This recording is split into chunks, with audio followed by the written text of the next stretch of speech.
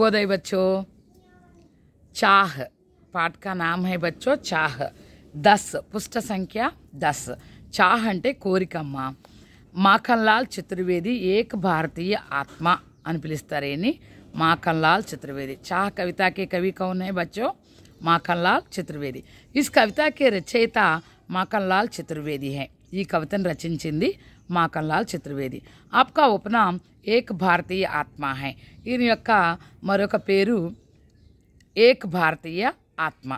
आपका जन्म सन 1888 में मध्य प्रदेश के खंडवा में हुआ।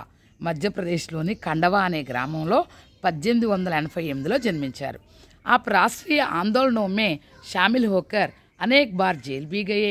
ఈయనమ్మ దేశ ఉద్యమాల్లో పాల్గొని అంటే స్వాతంత్ర ఉద్యమాల్లో పాల్గొని చాలాసార్లు జైలుకి కూడా వెళ్ళటం జరిగింది। हिमतरंगिणी, हिमकिरीटिनी, माता आदि इनकी प्रमुख रचनाएं हैं।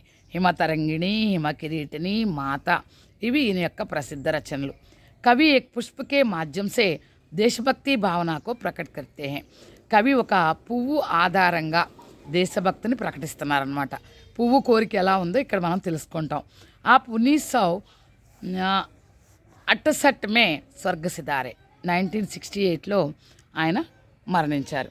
चाह नहीं मैं सुरबाला के गहनों में गूंदा जाऊं, चाह नहीं प्रेमी माला में बिंदु प्यारी को ललचाऊं। ఇక్కడ కవి ఏం చెప్తున్నాడంటేనమ్మా, చాహ నహి నా కోరిక లేదు। ఏం కోరిక లేదు? సురబాలాకే గహనో మే గూందా జావు, దేవతల నగల్లో గుచ్చబడే కోరిక నాకు లేదు అని చెప్తుంది పువ్వు। పువ్వు దేవతల మెడల్లో ఉండటానికి కూడా ఇష్టం లేదంట దానికి। చాహ నహి ప్రేమి మాలా మే బిందు ప్యారీకో లలచాము, ఇంకొక కోరిక కూడా లేదంట। ఏది? ప్రేమికుల దండలో ఉండి వాళ్ళ మధ్యలో ప్రేమని పెంపొందించే కోరిక కూడా ఆ పువ్వుకి లేదంట। చాహ నహి సమ్రాటోం కే శవ పర్ అరి మై డాలా జావు, ఓ భగవంతుడా నాకు చక్రవర్తుల శవాల మీద ఉండే కోరిక కూడా నాకు లేదు। అంటే చక్రవర్తులు చనిపోయినప్పుడు పూలు వేస్తారు కదా శవాల మీద, ఆ కోరిక కూడా ఈ పువ్వుకి లేదు। చాహ నహి దేవోం కే సిర్ పర్ చెడు భాగ్య పర్ ఇటలావు, అబ్బా దేవతల తల మీదకెక్కి అబ్బా ఏమి నా భాగ్యం అనే కోరిక కూడా నాకు లేదు। ముజే తోడు లేనా వనమాలి, ఓ తోటమాలి నన్ను తుంచు, ఉస్ పదమే దేనా తుమ్ ఫేంక్ మాతృభూమి పర్ శీష్ చడానే జిస్ పద జావే వీరనే।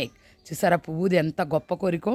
పువ్వు ఏమని అడుగుతుంది తోటమాలిని, ఓ తోటమాలి నన్ను తుంపు, నన్ను కోసేసి ఉస్ పదమే దేనా తుమ్ ఫేంక్ ఆ మార్గంలోకేసి, ఏ మార్గంలో అయితే భారతదేశం కోసం మాతృదేశం కోసం ప్రాణాలు అర్పించి వీరులు వెళ్తారో, వీర సైనికులు వెళ్తారో వాళ్ళ పాదాల కింద పడి నా జన్మ తరించింది అనుకుంటాను।